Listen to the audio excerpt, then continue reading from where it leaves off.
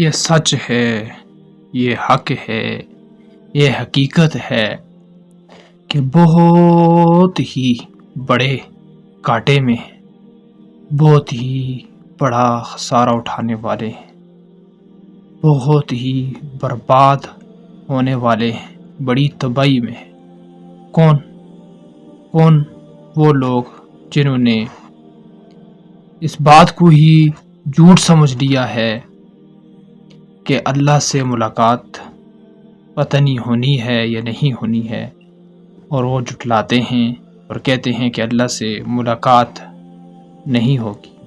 قیامت کا دن آ کر ایسے لوگوں کے جب سامنے کھڑا ہوگا، قیامت آئے گی، تو پھر یہی لوگ ہائے افسوس ہائے افسوس یہی کہیں گے اور پھر روتے رہیں گے کہ ہم نے اللہ سے ملاقات کو جھٹلایا، جھوٹا سمجھا، ہم نے قیامت کو جھوٹا سمجھا، ہم نے اس قیامت کے بارے میں بڑی کوتاہی کی اور بڑا ہم نے اپنے آپ کو دھوکہ دیا۔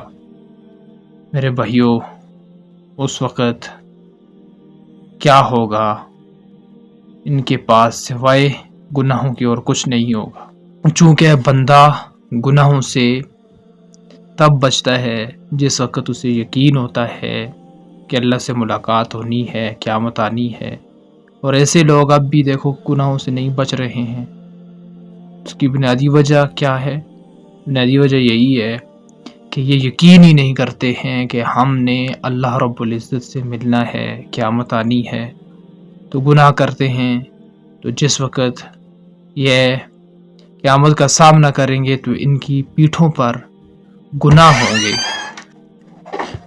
گناہوں کا بوجھ یہ لادے ہوئے ہوں گے اپنی پیٹھوں پر۔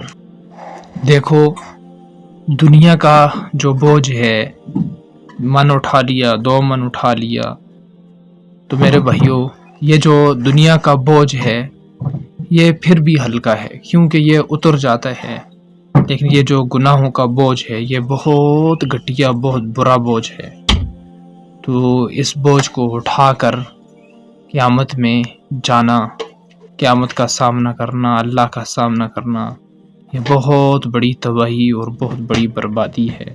اس وجہ سے فضول کاموں کو چھوڑو، فضول باتوں کو چھوڑو، قیامت کا یقین اپنے دل کے اندر پیدا کرو، اللہ کے سامنے کھڑے ہونے کا یقین اپنے دل کے اندر پیدا کرو، اور توبہ کر کے اپنے گناہوں کو کم کرو اور نیکیاں کماؤ۔